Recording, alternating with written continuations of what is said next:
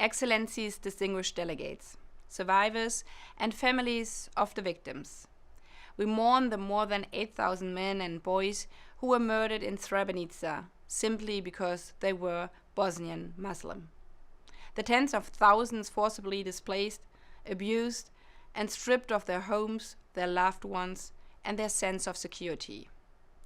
The genocide in Srebrenica happened despite the promise of never again after the Holocaust, despite the 1948 Genocide Convention, and despite the designation of Srebrenica as a UN safe area.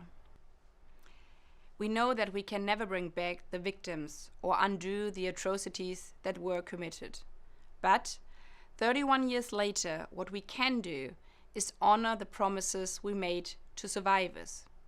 Survivors like you, survivors like the mothers of Srebrenica, who not only lost their sons and husbands, but also endured the systematic rape of their daughters and granddaughters as part of ethnic cleansing, now living forever with these wounds of sexual violence.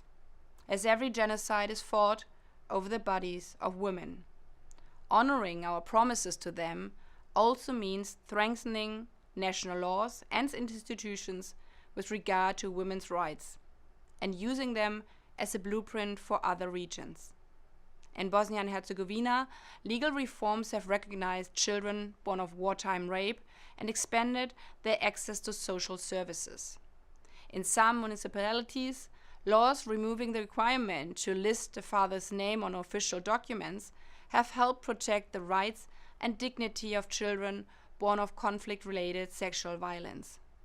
This is delivering on our promise of never again.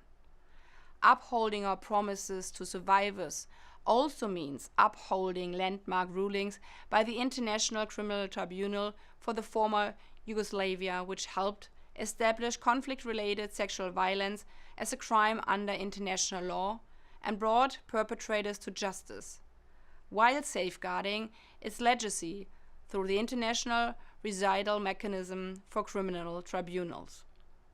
It also means enabling the officials of the International Criminal Court and other justice mechanisms to carry out their mandates without intimidation, threats, or interference today.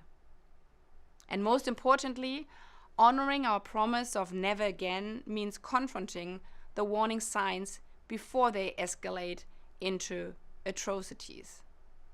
Because genocide, as we unfortunately witnessed more than 30 years ago, in Srebrenica, in Rwanda, and in far too many other places, does not begin with mass graves. It begins with hatred and discrimination, with attempts to divide people into us versus them, with policies and rhetorics that strip people of their dignity. Because questioning the rights of some simply for who they are, where they come from, or which belief they practice, has all the same end: dehumanization, which eventually spreads to all.